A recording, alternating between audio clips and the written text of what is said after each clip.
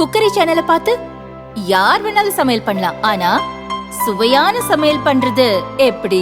நான் இதயம் நல்லெண்ணெயில சமையல் பண்றேன். ஆஹா ஓஹோன்னு பாராட்டுறாங்க. நீங்களும் இதயம் நல்லெண்ணெயில சமையல் பண்ணுங்க, பாராட்ட வாங்குங்க. தினம் தோறும் வாங்குவே இதயம்.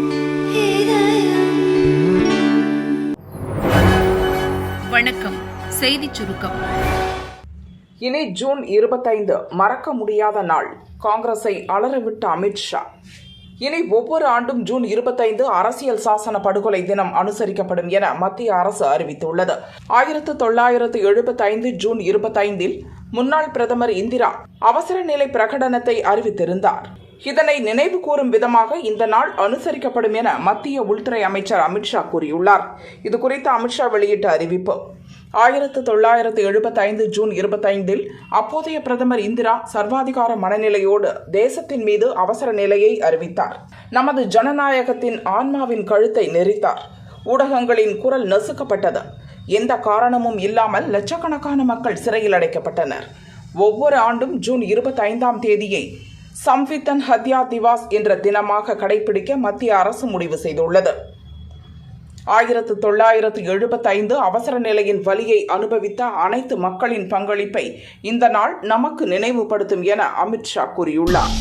நாங்க சொல்லியும் CWRC கேட்கல. தமிழகத்துக்கு காவிரி நீர் தர முடியாது. சித்தராமையா திட்டவட்டம்.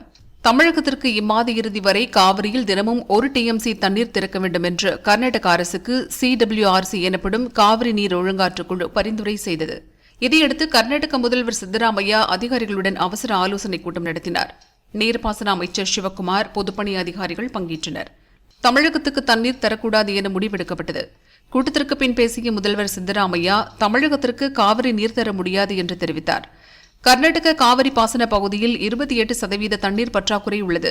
கர்நாடகா சொன்னதை கேட்காமல் தமிழகத்துக்கு தண்ணீர் திறக்குமாறு ஒழுங்காற்றுக்குழு கூறியிருக்கிறது. அதை நிறைவேற்ற முடியாது. காவிரி விவகாரம் பற்றி விவாதிக்க 14ஆம் தேதி கர்நாடக அனைத்து கட்சி கூட்டம் நடைபெறும். இந்த விவகாரத்தில் அனைத்து கட்சிகளும் ஒற்றுமையுடன் இருக்கிறோம் என்றார். மதுவிலக்கு சட்டத்திருத்த மசோதா கவர்னர் ரவி ஒப்புதல். கள்ளக்குறிச்சியில் கள்ளச்சாராயம் குடித்து 65க்கும் மேற்பட்டோர் பலியாயினர். இது தொடர்பாக CBCID போலீசார் விசாரித்து வருகின்றனர். தமிழகத்தையே உலுக்கிய இந்த சம்பவத்தை தொடர்ந்து கள்ளச்சாராயத்தை முற்றிலும் ஒழிக்கும் வகையில் 1937ஆம் ஆண்டு கொண்டுவரப்பட்ட மதுவிலக்கு சட்டத்தில் தமிழக அரசு திருத்தம் செய்துள்ளது. இதற்கான சட்டத்திருத்த மசோதாவை முதல்வர் ஸ்டாலின் கடந்த மாதம் 29ஆம் தேதி சட்டசபையில் தாக்கல் செய்தார். அதில் கள்ளச்சாராயம் விற்பனை செய்தால் ஆயுள் தண்டனையும் ₹10 லட்சம் அபராதம் விதிக்கவும் வழிவகை செய்யப்பட்டுள்ளது. இந்த சட்டத்திருத்த மசோதா சட்டசபையில் ஒருமனதாக நிறைவேற்றப்பட்டது. பின்னர் ஒப்புதல் பெறுவதற்காக கவர்னர் ரவிக்கு அனுப்பி வைக்கப்பட்டது. மதுவிலக்கு திருத்த சட்ட மசோதாவுக்கு கவர்னர் ரவி ஒப்புதல் அளித்துள்ளார். இந்த சட்டத்துக்கு விரைவில் அரசாணை வெளியிடப்பட்டு பின்னர் அரசிதழில் அறிவிக்கப்பட்டு உடனடியாக அமலுக்கு வரும் என தெரிவிக்கப்பட்டுள்ளது. காவிரியில் நீர் திறக்க மறுப்பு. கர்நாடக அரசுக்கு EPS கண்டனம். அதிமுக பொதுச் செயலாளர் பழனிசாமி அறிக்கை. காவிரியில் நாள் ஒன்றுக்கு 1 TMC வீதம் ஜூலை 31ஆம் தேதி வரை தண்ணீர் திறந்துவிட வேண்டும் என கர்நாடக அரசுக்கு காவிரி ஒழுங்காற்றுக் குழு உத்தரவிட்டுள்ளது. ஆனால் தண்ணீர் திறந்துவிட முடியாது என கர்நாடக காங்கிரஸ் அரசு அறிவித்திருப்பது கடும் கண்டனத்துக்கு உரியது. காவிரி ஆறு பாயும் மாநிலங்களின் எண்ணங்களை கருத்தில் கொண்டு பிறப்பிக்கப்பட்ட உத்தரவை கர்நாடக அரசு ஏற்காமல் முரண்டு பிடிப்பது ஏற்கத்தக்கதல்ல. விளம்பர போட்டோ ஷூட்டில் மட்டுமே கவனம் செலுத்தும் முதல்வர் ஸ்டாலின் காங்கிரசின் தயவிற்காக தமிழகத்தின் ஜீவாதார உரிமையை விட்டுக் கொடுப்பது அவரின் தொடர் செயலற்ற தன்மை மூலம் தெளிவாக தெரிகிறது. மேடையில் மட்டும் மாநில உரிமை பற்றி வாய்கழிய பேசும் ஸ்டாலின் தனது செயலற்ற தன்மையால் தமிழக மக்களின் வாழ்வோடு விளையாடி வருவது கடும் கண்டனத்துக்கு உரியது. டெல்டா விவசாயிகள் நலனை கருத்தில் கொண்டு உடனடியாக நடவடிக்கைகள் எடுத்து தமிழகத்துக்குரிய நீரை பெறுமாறு ஸ்டாலினை வலியுறுத்துகிறேன் என பழனிசாமி கூறியுள்ளார். ஒரே வாரத்தில் 4 மூதாட்டிகள். மதுரையில் பகீர் சம்பவங்கள். சட்டம் ஒழுங்கு சந்தி சிரிக்கிறது. எதிர்க்கட்சிகளை பழிவாங்க மட்டுமே போலீஸை பயன்படுத்திக் கொண்டிருக்கிறார் ஸ்டாலின் என தமிழக பாரதிய ஜனதா தலைவர் அண்ணாமலை விமர்சித்துள்ளார். மதுரையில் வயது முதிர்ந்த பெண்களை குறிவைத்து கொலை செய்யும் போக்கு அதிகரித்திருப்பது அதிர்ச்சி அளிக்கிறது என அண்ணாமலை கூறினார். மதுரையில் ஒரு வாரத்தில் 4 மூதாட்டிகள் கொலை செய்யப்பட்டிருப்பது மக்களின் பாதுகாப்பு குறித்த கேள்விகளை எழுப்புகிறது. கொலை கொள்ளை செய்தி வராத நாளே இல்லை என்கிற அளவுக்கு தமிழகம் முழுவதுமே சட்டம் ஒழுங்கு சந்தி சிரித்துக் கொண்டிருக்கிறது. பொதுமக்கள் வெளியே செல்ல அச்சப்படும் நிலைக்கு தமிழகம் தள்ளப்பட்டிருக்கிறது. ஆனால் தமிழக காவல்துறையினரை எதிர்க்கட்சிகளை பழிவாங்க மட்டுமே பயன்படுத்திக் கொண்டிருக்கிறார் முதல்வர் ஸ்டாலின். திமுகவின் அதிகார பசிக்கு தமிழக காவல்துறையை இரையாக்கும் போக்கை இனியாவது கைவிட வேண்டும். பொதுமக்களுக்கு பாதுகாப்பில்லாத நிலை தமிழகத்தில் நிலவுகிறது. இதனை உணர்ந்து உடனடியாக சட்டம் ஒழுங்கை காப்பாற்ற கடுமையான நடவடிக்கை எடுக்க வேண்டும் என அண்ணாமலை வலியுறுத்தினார். பழி சொல்லும் ஸ்டாலின், ரங்கசாமி மௌனம் ஏன்? புதுச்சேரியிலிருந்து கள்ளக்குறிச்சிக்கு கள்ளச்சாராயம் வந்ததாக ஸ்டாலின் கூறுவதை ரங்கசாமி ஒப்புக்கொள்கிறாரா என புதுச்சேரி அதிமுக மாநில செயலாளர் அன்பழகன் கேட்டார். பிஜேபியை சேர்ந்த சுமார்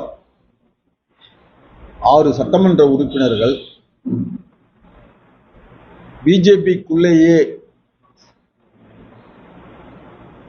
பல்வேறு முறைகேடுகளை தெரிவித்துக் கொண்டு இந்த அரசுக்கு எதிரான பல குற்றச்சாட்டுகளை தெரிவித்து வருகின்றனர். அதற்கும் பிஜேபி தலைமையிடம் இருந்து எந்த மறுப்பும் எந்த விளக்கமும் இதுவரை இல்லை. ஒருகால் பிஜேபி தலைமையே இதுபோன்று கூட்டணி ஆட்சியில் ஒரு குழப்பத்தை ஏற்படுத்த வேண்டும் என கட்டளையிட்டு இருக்கின்றதோ என்ற சந்தேகம் மக்கள் மத்தியில் எழுகின்றது.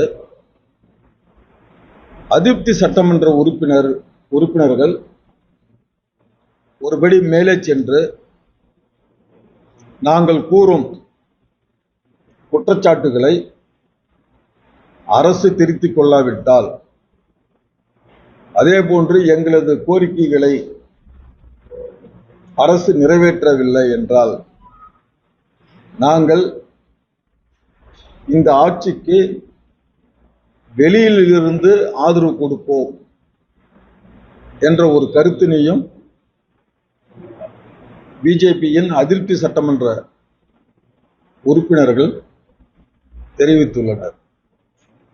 இதற்கும் பிஜேபி தலைமையிடம் இருந்து எந்த விதமான விளக்கமும் மறுப்பும் இல்லை. பிஜேபியில் மக்களால் தேர்ந்தெடுக்கப்பட்ட 6 சட்டமன்ற உறுப்பினர்கள் உள்ள நிலையில் 3 நபர்கள், 2 அமைச்சர்களாகவும் 1 சபாநாயகராகவும் இருக்கும்போது அவர்கள் மீதே, குறிப்பாக பிஜேபியுடைய சட்டமன்ற கட்சி தலைவர் மீது அதிருப்தி சட்டமன்ற உறுப்பினர்கள் பல அதிருப்திகளை தெரிவித்து பிஜேபியுடைய சட்டமன்றத்தினுடைய குழுவிற்கு எங்களுடைய ஆதரவு இல்லை என்கின்ற விதத்தில் சிலருடைய பதிலுரைகள் வந்து கொண்டிருக்கின்றன. ஆனால் அதற்கு பிறகும் ஆளும் அரசில் கூட்டணி கட்சியான பிஜேபியில் வாக்களிக்கும் உரிமையுள்ள 9 சட்டமன்ற உறுப்பினர்களில் 5 சட்டமன்ற உறுப்பினர்கள் ஒரு எதிரி அணியாகவே, இந்த அரசுக்கு எதிர்ப்பாகவே செயல்படுவது தெளிவாக தெரிகின்றது. இதுல பிஜேபியினுடைய சட்டமன்ற கட்சி தலைவர் மாண்புமிகு நமச்சிவாயம் அவர்கள் ஒருபுறம் அவர் அமைச்சர் பதவியிலே இருந்து கொண்டு, அவரும் இன்னொருத்தரும் அமைச்சர் பதவியிலே இருக்கிறாங்க, நம்மளுடைய சபாநாயகர் சபாநாயகர் இருக்கிறாங்க, இவங்க 3 பேர் பொறுப்பில் இருக்கிறாங்க. ஆனா பொறுப்பில் இல்லாதவர்கள் இந்த அரசை தொடர்ந்து விமர்சனம் செய்வத இந்த பிஜேபி தலைமையும் கேட்கல, இந்த அமைச்சர்களும் அவங்கள ஏன் இப்படி செய்கிறீங்கன்னு கூட இது வரைக்கும் கேட்டதா தெரியல. இது வந்து புதுச்சேரி மாநிலத்தில் வந்து அது ஒரு இதுவாக உண்மையிலே இல்லை. நாங்கள் ஏற்கனவே சொன்ன மாதிரி வந்து தேர்தலை சந்திப்பதற்கு மாண்பு முதலமைச்சர் அவர்கள் முன்வர வேண்டும்.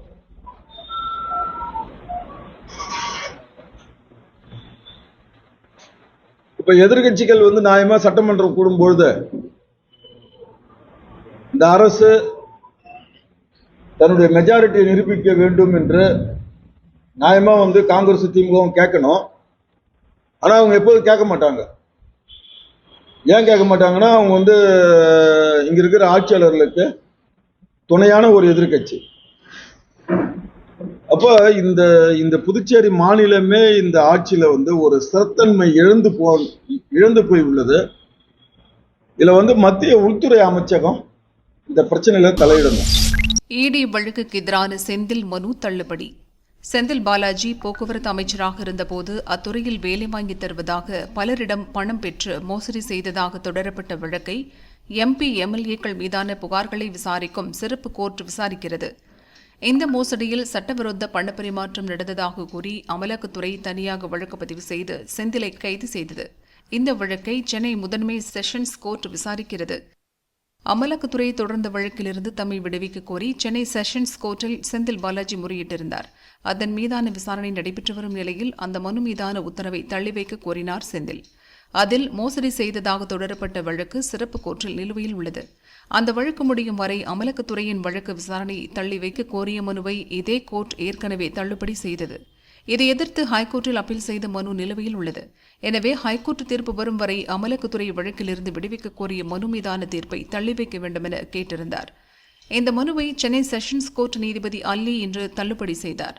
அமலாக்கத்துறை வழக்கிலிருந்து விடுவிக்க கோரிய செந்தில் மனு மீது வரும் 16ஆம் தேதி உத்தரவு பிறப்பிக்கப்படும் என்று நீதிபதி அறிவித்தார். மதுரை புதூர் 3 மாவடி பகுதியில் சாலையை ஆக்கிரமித்திருந்த கடைகள், வீடுகள் மற்றும் கோயிலை அகற்ற பொதுப்பணி அதிகாரிகள் JCBயுடன் வந்தனர். கட்டடங்களை இடிக்க எதிர்ப்பு தெரிவித்து அப்பகுதி மக்கள் இந்து முன்னணி அமைப்பினர் 50க்கும் மேற்பட்டோர் போராட்டத்தில் ஈடுபட்டனர். அமைச்சர் மூர்த்தி மற்றும் தமிழக அரசுக்கு எதிராக கோஷமிட்டனர். போராட்டம் காரணமாக போலீஸ் துணை கமிஷனர் மதுக்குமாரி தலைமையில் 100க்கும் மேற்பட்ட போலீசார் குவிக்கப்பட்டனர்.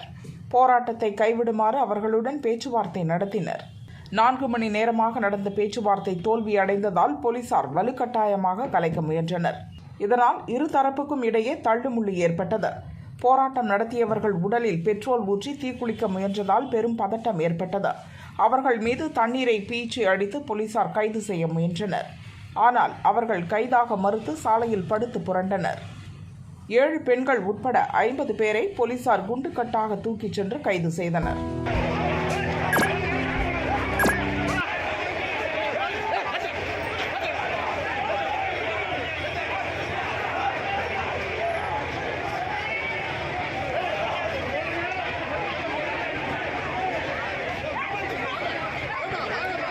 இதனால் அந்த இடமே போர்க்களம் போல் மாறியது. அதன் பிறகு நாகம்மாள் கோயில், 21 கடைகள், 8 வீடுகளை ஆர்டிஓ ஷாலினி, பொதுப்பணி உதவி பொறியாளர் பிரபாகரன் தலைமையிலான அதிகாரிகள் இடித்து அகற்றினர். பெரும் போராட்டத்துக்கு பிறகு ஆக்கிரமிப்பு கட்டடங்களும் இடிக்கப்பட்டதால் அப்பகுதியில் பெரும் பரபரப்பான சூழல் நிலவியது.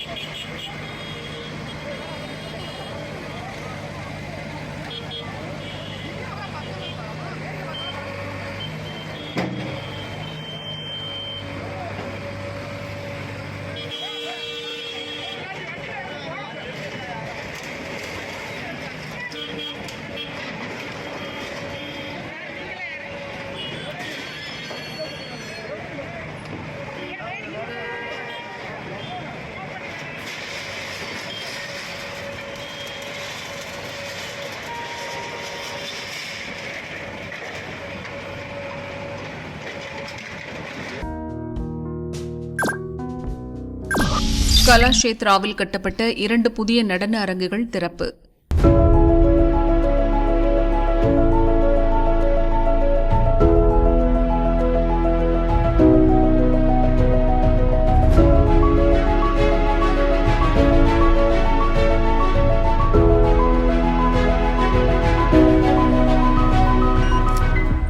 சென்னை திருவான்மியூரில் கலாஷேத்ரா ஃபவுண்டேஷன் செயல்படுகிறது. இங்கு புதிதாக கட்டி முடிக்கப்பட்ட 2 நடன அரங்குகள் திறப்பு விழா நடைபெற்றது. சிறப்பு விருந்தினராக கலந்து கொண்ட மத்திய கலாச்சார மற்றும் சுற்றுலாத்துறை அமைச்சர் கஜேந்திர சிங் ஷெகாவத் அரங்குகளை மாணவர்கள் பயன்பாட்டிற்கு திறந்து வைத்தார். கலாஷேத்ராவின் செயல்பாடுகள் பற்றி நிர்வாகிகளிடம் அமைச்சர் கேட்டறிந்தார். தொடர்ந்து BKA ஆடிட்டோரியத்தில் நடைபெற்ற பரதநாட்டியம் மற்றும் நாட்டுப்புற நடனங்களை கண்டு ரசித்தார். கலாச்சார மற்றும் சுற்றுலாத்துறை செயலாளர் கோவிந்த் மோகன், துணை செயலாளர்கள் ஒமா நந்தூரி, அமிதா பிரசாத் சார்பாய், கலாஷேத்ரா இயக்குநர் சுரேஷ்குமார் சிக்கலா மற்றும் மாணவ மாணவிகள் கலந்து கொண்டனர். பரதநாட்டியம் மற்றும் இசையை வளர்க்கும் பொருட்டு 1936இல் கலாஷேத்ராவை ருக்மிணி தேவி ஆருண்டேல் தொடங்கினார். இது ஒரு கவின் கலை கல்லூரி. ஒரு மாணவியுடன் தொடங்கப்பட்ட இக்கல்லூரியில் இன்று பல நாடுகளைச் சேர்ந்த 100க்கும் மேற்பட்டோர் தங்கியிருந்து நடனக் கலையை கற்று வருகின்றனர்.